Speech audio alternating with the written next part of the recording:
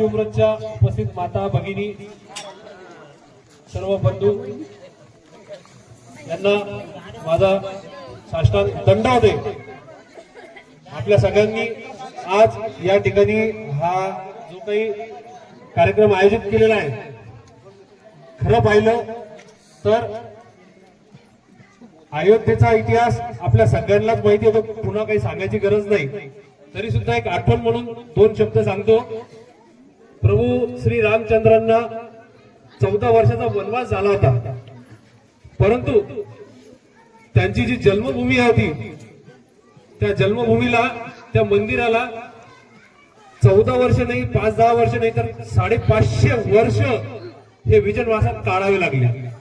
म्हणजे आपण सगळेजण पाहतो की आपल्या कित्येक पिढ्या गेल्या, आपले पूर्वजही काही जे 1992 ला कारसेवा झाली त्यातही आपल्याकडचे काही बरेच मंडळी त्यामध्ये शहीद सुद्धा झाले, म्हणजे कित्येकांनी आपल्या प्राणाच्या आहुती सुद्धा दिल्या। म्हणजे 500 वर्षापासून हा जो लढा सुरू होता सतत, तर हा फक्त काही एका मंदिराचा लढा नव्हता। जे मंदिर त्या ठिकाणी आज आपल्या सगळ्यांच्या सहाय्यानं जे बांधणी होत आहे त्याचं बांधकाम पूर्ण झालेलं आहे, परंतु ते मंदिर ज्यांनी पाडलं होतं, ज्या काळात ते पाडलं होतं, तो पाडण्याचा हेतू एवढाच नव्हता की तिथं काही एखादी दुसरी वास्तू बांधायची, तर तो हेतू फक्त एवढाच होता की या ठिकाणी मंदिर पाडून दुसरी वास्तू उभारून हिंदू समाजाला एक त्याचं जे मानाचं स्थान आहे त्याला दिवसण्याचा एक प्रकार तो होता। आणि त्यासाठी कित्येक पिढ्यांनी लढा दिला, पण कायद्यानुसार याच्यानुसार त्याला आज यश मिळालं। मी म्हणतो आपल्या सगळ्यांचं भाग्य आहे, आपल्या आई वडिलांची, गुरुजनांची, संतांची ही पुण्याई आहे, त्यामुळे आज आपल्या नशिबात हा दिवस आपल्याला दिसतोय।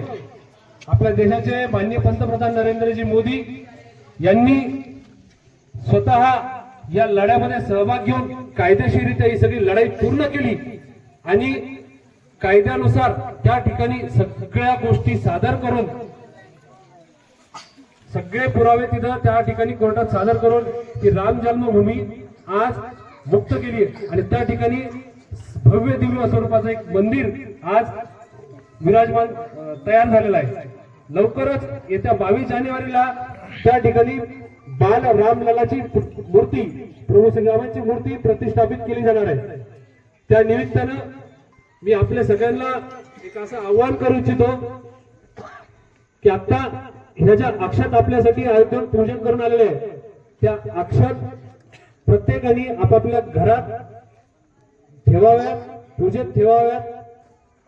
22 जानेवारीला ज्या वेळेस 12:30 वाजता अयोध्येच्या राम मंदिरामध्ये प्राण प्रतिष्ठापना होईल, त्याच वेळेला आपल्याही घरामध्ये प्रभू श्रीरामाची आराधना, आरती, पूजा आपण सगळ्यांनी करावी। त्या दिवशी संध्याकाळी दिवाळीप्रमाणे नाही जरी काही तर किमान 5 दिवे आज आपल्या दारात तुळशीजवळ लावावेत आणि एक प्रकारचं दिवाळीचं स्वरूप आपल्या पूर्ण गावाला येईल असे आपण सगळ्यांनी प्रयत्न करा, असं मी आवाहन करतो।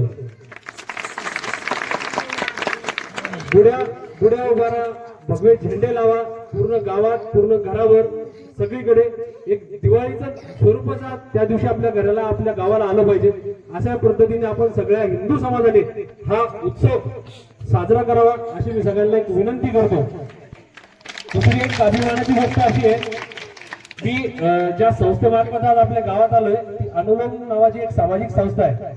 त्या अनुलोमच्या संस्थेच्या माध्यमातून ह्या ज्या अयोध्येत पूजन केलेल्या अक्षत आपल्याकडे आलेले आहेत, तर ह्या संस्थेच्या माध्यमातून एक छोटीशी श्रीराम मूर्ती जी आपल्या नित्य पूजन राहील अशी धनुषधारी प्रभू श्रीरामाची मूर्ती आपल्याच गावातले श्री बालाजी